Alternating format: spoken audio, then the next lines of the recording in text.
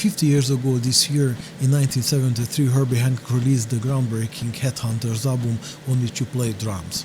How was this album made, beginning with the whole new sound to fusion music? I think basically it wasn't a conscious effort to try and create something new. It was just I was just reacting to the music. You know, the music I was playing at the time. I was playing a lot of crossover music with the Mizell brothers and Donald Byrd and all the. So there was a lot of records going on at that time, and I guess, and I was making all kinds of records. So I think my playing is just a fusion of a lot of different styles, playing R&B and Latin and straight ahead and everything. So everything is mixed together, and depending on what I'm feeling, and so playing with Herbie, it came from a real jazz playing. I was following Billy Hart and Herbie and everything, and I loved the band and I loved the stuff. So when I was playing with Herbie, it was leaning towards R&B or funk a little bit, but very creative. And he never said play this or play that or anything, so it was left to my own devices to come up with what to play. And we just kind of came together and it just started forming and it went that way. It just went that way, you know. So It's not like we had a conscious effort to say, oh, we got to do it like this, we got to do that. It's never like that. It's reacting to the music. And Herbie's one of a kind as far as a musician and a pianist. I mean, he's truly amazing. How did the most famous song on the album, Chameleon, came about? Yeah, four of us in the room, yeah. Well, we just started hearing it and just started hearing different ideas and, oh, do this, do that, how about this, how that. But who started to make, for example, this bass line? This was a Herbie? Paul. No, probably Paul. Paul started bass line, yeah. And then we just all joined in and it morphed from there. But who knows if that was the first? It's hard to know what came first, because we were just playing, grooving, and that line came out, and somebody said, "Oh no, grab that line, let's do that, use that." So it was that's why it turned out to be a collaborative effort, because everybody contributed. The only one that didn't get credit was Bill, and he should have gotten some credit because he was in the room. He should have had some credit as well.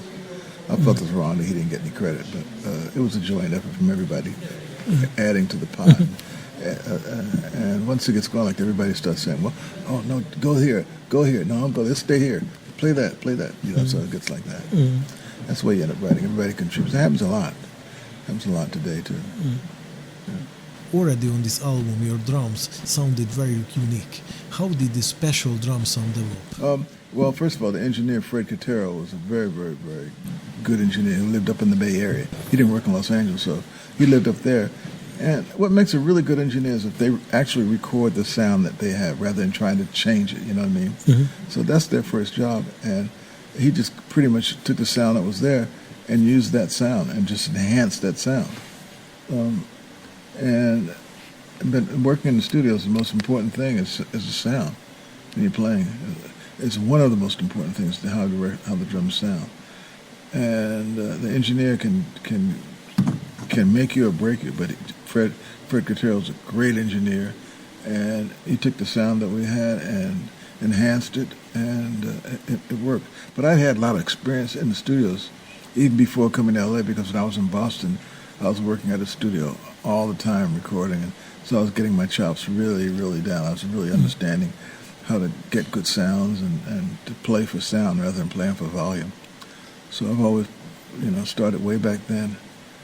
Recording. So by the time I got to LA, I was really well versed in how to create a sound in the studio, and working with Fred was great because he enhanced that sound. So. And maybe did you change something in a snare drum too? So, for example, you used a different skin or something. Yeah, it's the regular head that I use. The Ambassador on the top, and I use a Diplomat on the bottom, so it has very sensitivity. Because I like to have it really crisp but I muffled it so it wouldn't ring a long time. So it was, back in the day, them were muffling stuff, and I had single-headed toms on the tom toms. So then I had concert toms with that too. So I was using concert toms. I was using an 8, 10, 12, 13, 14, 15. So and at the time it was single-headed, so I was muffling so they didn't ring long and everything. They were just. As a matter of fact, a lot of people are using that sound today where it's kind of muffled, So it was just about recording techniques, just trying to make it sound good for what it was.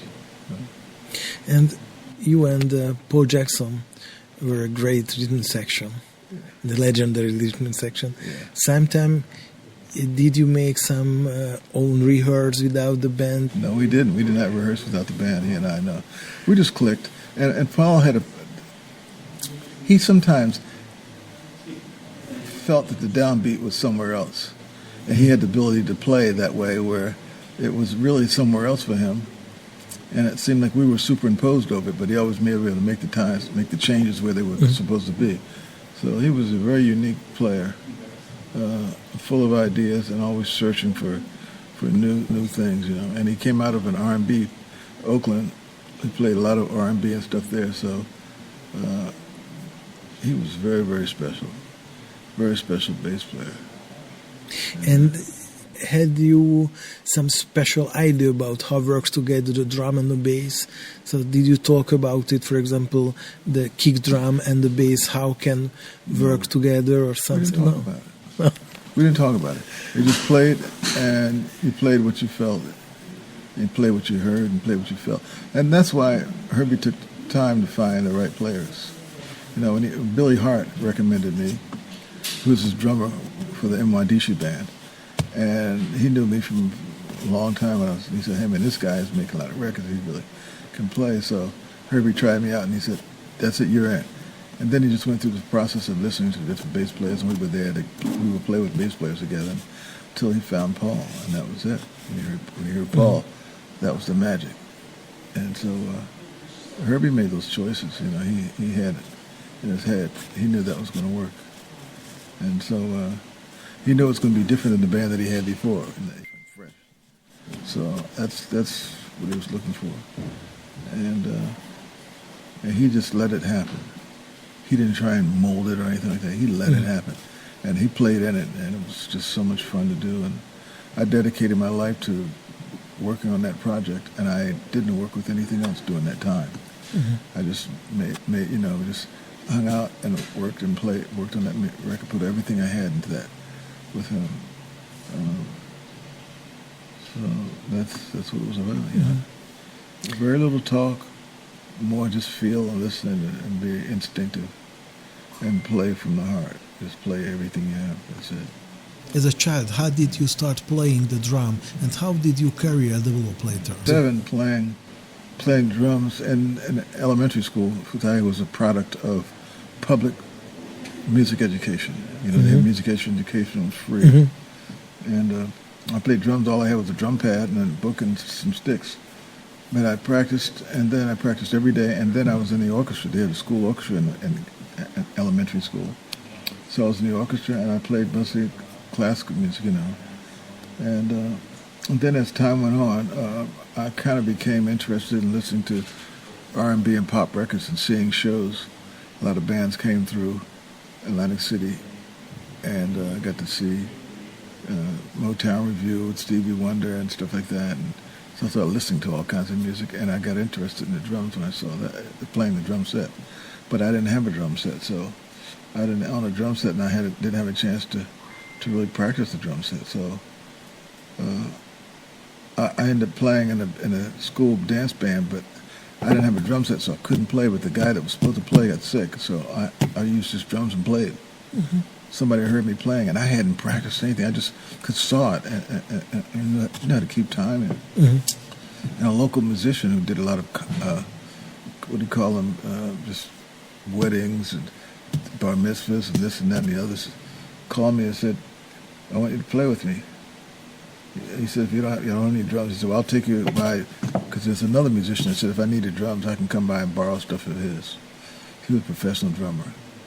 So I'd go by and pick up something. One night I might have a hi-hat, the next night I might not. I might have a cymbal, I might not have a bass drum. I might have so I always had different stuff. And he would drive me by to pick up stuff.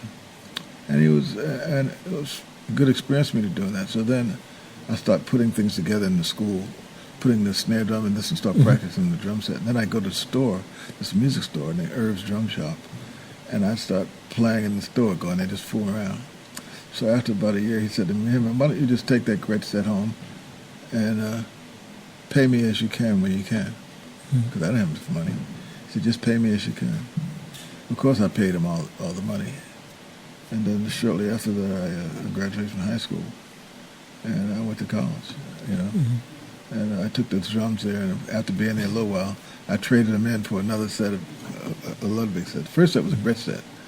That's why when I did the Gretsch ads and I played Gretsch, I said that was my first set. It was my first set, Mm-hmm. you know. So, and then I ended up trading them in for a nice wood set of Ludwigs, and that's how I started. But when I started playing the drum set, I ended up working in a club, and there were drums there, and I didn't have my drums there. But I had their drums there, so they would let guys let me play their drums, and I'd practice all day in the club, and there was somebody in there. Or they'd have dinner, and then they started having people in there coming in the bar, and I still would practice. You know, so I was practicing a lot during those days. Anytime I got the drum set, I was practicing. Mm-hmm. So and I was using books. I didn't have a teacher teaching me to play the drum set, but I had a lot of experience. I knew how to read anything, and I knew that I had technique. And a couple of guys would say, "Make sure you get that ride that you don't just bash it. You play the cymbal, you know." So I had pointers from different guys, and I took all that stuff to heart. And I was watching guys. So I was working in this club where everybody came through, the jazz, R&B, and everything. So and I was working the off hours. When they finished, and I would play. And on the weekends, music went all night. So when they finished playing, I'd play in between. I'd go to work at like 4 o'clock in the morning and play. Then they had a matinee at 8 or 9 in the morning, and I played all the in between. Mm-hmm. So it was great for me. It was an education. And by the time I went to college, I played surfing music. I played rock and roll. I played bar mitzvahs. I played Latin music. I played strip shows. Mm-hmm. I played regular shows. I played big band at the Union with the old timers. So I was really well. By the time I got to Berkeley for my first year, I was a pro. I worked in Berkeley the very first night I was there. I was in the TV room, and somebody said somebody needs a drummer, and I jumped over the chair and got to the phone first, and I went down to the combat zone, and played. And I had a gig from the very first time I was there, first night. And that's how it happened. But I was already a player. I know what to do, and I played a lot of stuff. So, but my time in Boston was very important too, because I got to play with a lot of great players when I was in Berkeley. Mm-hmm. And I played out, and I just had a great time there playing around and going to school and being motivated by all the kids that were there studying and practicing. So it was a great time for me. Mm-hmm. Great time for me. So, and then I left Berkeley to go to New England, because Berkeley I was getting an education degree to kind of cover myself in case you don't make it, you know. Mm-hmm. I don't know. But I left Berkeley because it wasn't accredited at the time. Mm-hmm. And I was offered a scholarship to New England, so I went to New England and graduated from there. So that's my story as far as drumming. Mm-hmm. And the only time I had a teacher was when I went to Berkeley. I had a teacher, I had a guy named Fred Buda, and I had a guy named Ted Pease, but I had Alan Dawson, which is the one that I really wanted to study with. Mm-hmm. And he just said, let's just play. He said, you don't need lessons. He said, let's play. And I couldn't understand why he wasn't really showing me, because he taught Tony Williams, and I just really admired Tony Williams. So, but I came to find out why later on, you know. So that's it, Mm-hmm. you know. So while I had lots of drum instruction, I was always on the drums like this. And I played the drum at Bugle Corps where everything was legitimate, and I walked. It's called DCI. You ever heard of DCI? No. Drum Corps International. I did that. There was a competition where everybody's sticks got Uh-huh. the same way and everything. Uh-huh. I did that for a summer, and that was great. From all the rudiments, I got all the rudiments, all the Swiss rudiments and everything. So I used all that stuff in my playing. I used all that in my playing. I used a lot of rudiments in the beginning, and even now today, I don't think about them. They just roll off my hands now. Mm-hmm. You know?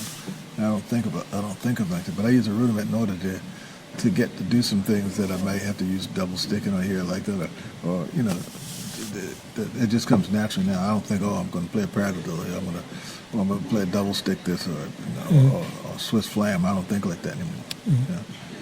But my playing is a compilation of playing in an R&B band where we played exactly like the record. Mm-hmm. And then I played in a Latin band with Don Elias and two other Latin players, and we played a place where the Arthur Murray dancers would come in and play after work and dance to our music. So I learned to play Latin music with the timbales at the drum set and learned that the right way. Mm-hmm. And so, and then I honed my classical skills at New England when I studied with Vic Firth.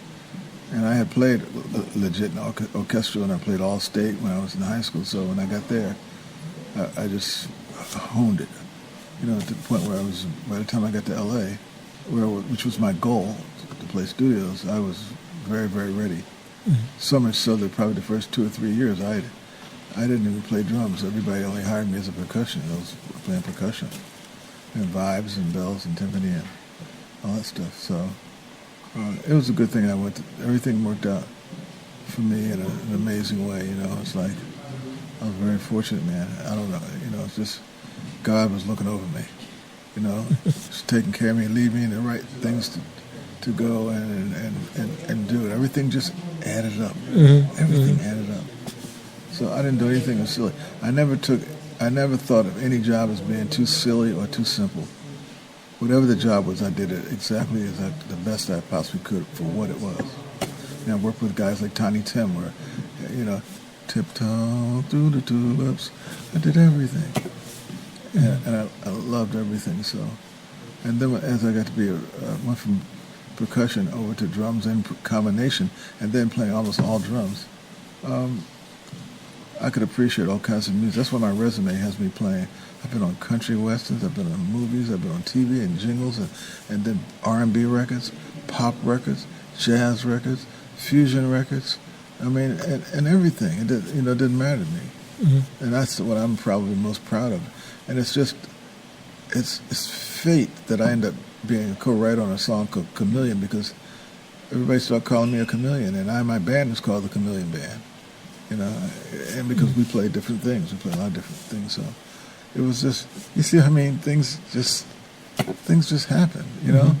Sometimes you don't have any explanation for why things happen. But if you just continue to be honest in your heart and your soul and work at what you feel passionate about, then hopefully that'll work out for people. And that's I knew I hoped that it was going to go. And I did want to be a studio musician. After a point I did, Initially when I was leaving high school, the idea of being a professional musician was not really 100% appealing, because I've been doing it since I was 14. And I didn't see much of a big ceiling in there, Mm-hmm. but until I read an article about studio musicians. And I saw the guys in ties sitting in the studio and everything, and I said, oh, it's respectable. And you can make a living at it, and you're your own boss. That's what I'm going to do. I didn't see myself traveling around and playing on little clubs and doing that. That seemed to be a dead-end street, coming from being someone that was really, really, really poor, Mm-hmm. So when I saw that became my obsession. I wanted to be a studio musician. So that's it. And it worked out. I was able to do it. And I'm extremely proud of all the stuff I've done, and I'm really humble, and I'm really grateful. If I never play another note, I've played so much music with so many people, and it's just a blessing, man. I kind of just go, oh my gosh, thank you. That's what I do. One of my favorite recordings that you play is the tune 4 a.m. on Herbie Hancock's Mr. Hands, featuring Jaco Pastorius on bass. How was to play music with him? Many people say he was a bit of a difficult man. No, he was not difficult. No. Totally. And we'd hung out and played before. We went and sat in different clubs in Japan a long time ago, so I knew him. But we got in the studio with he and I and Harvey, and it was magical. Nobody said anything again. We created that song. We kind of got that thing all together. We didn't finish that song until 4 o'clock in the morning. So, again, magical. No conversation. We start working out what we're going to do, and that's what. And Jaco's amazing. I first met Jaco when he came to my hometown playing with Wayne Cochran and the CC Riders. He was in that band. They all had uniforms, and he was standing up playing with those guys. So, it was magical playing with that. And that's one of my. I'm really proud of that track. It's really musical. It's really good. People love that. So people ask me, "What's your favorite?" I say, "It's hard to know. For me, it's really difficult to know." Yeah. And I love so many different things that it's hard to say what was your best thing. I can mention a bunch of things that I really liked. Thank you very much. Well, thank you very much.